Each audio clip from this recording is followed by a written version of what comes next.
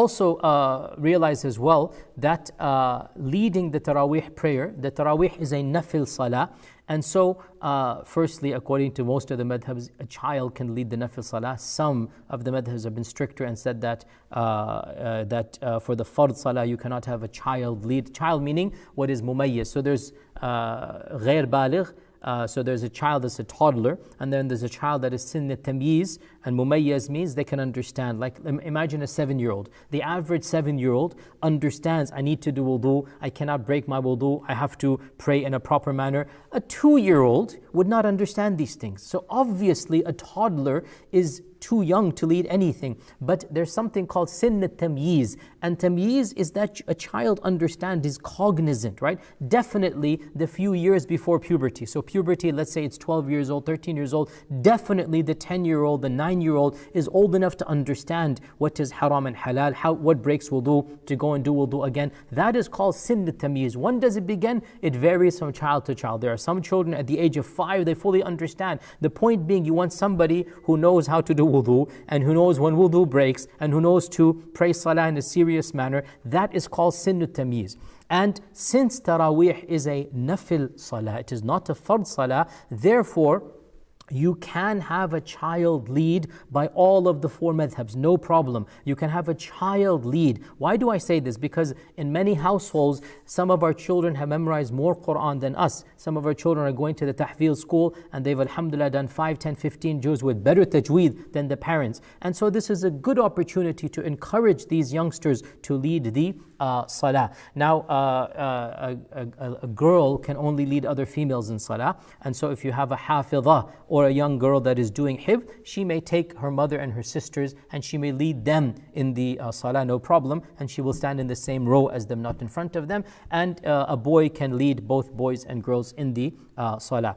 And this is something that is well known. There's a famous hadith of Amr ibn Salama. It's actually a little bit funny in its own way, that Amr ibn Salama says that the tribe that I was, so very beautiful hadith, this is Sahih Bukhari, it's very long, I'm going to summarize it in my own words, that Amr ibn Salama says that I was a young boy, 6, 7 years old, and the tribes would go back and forth in our village, and we heard of Islam that way. We were not in Medina, he's in a small village, and we heard of Islam that way, and these tribes, the Muslims, would come in and out, and I'd started memorizing the Quran from them when they're going through and back and forth. Because I was the youngest, I had a good memory, I memorized the Quran even not as a Muslim. Eventually my father accepted Islam after the conquest of Mecca, and my father went to the Prophet in Medina. He came back with this commandment that at every time of the salah, the adhan should be given, and then the one amongst you who knows the most Quran should be the imam.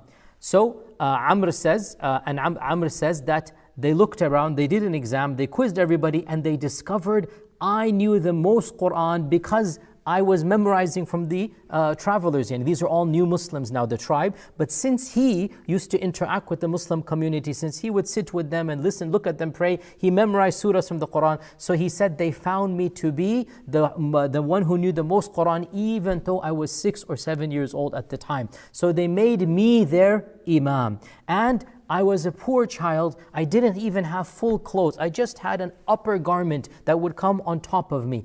And when I would go into sajda, my back would be exposed, right? Because he was poor. When you're poor, you are. Now, if he didn't even know, he should have actually put it on his waist, but he doesn't know, he's a child anyway. So he's a 6, 7-year-old. And so I went into sajda, and my back, literally the back, you know what I'm talking about, was exposed.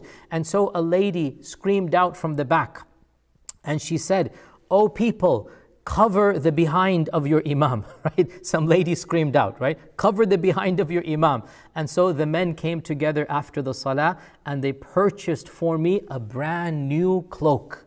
Amr says, it was the happiest day of my life at that time, and I was only 6 or 7 years old. Now, the hadith is very nice and cute and funny and whatnot, but what it shows us is that Amr, during the time of the Prophet ﷺ, this is happening, Amr would lead his tribe in salah because they didn't know any Quran, and he had already memorized a few surahs, and so they made him their imam. The point being, I'm just mentioning that on the side, the point being that pretty much all of them. There is no issue for a child leading the salah as long as the child understands the rulings of salah. And what that means is that in particular, there should be an element of seriousness. The child should not be joking and laughing. There should be a cognizance, an awareness of wudu and of what breaks wudu and the arkan of prayer, and even the basics of sajda. So at least teach them even at that time, and then he may lead the family in salah, no problem.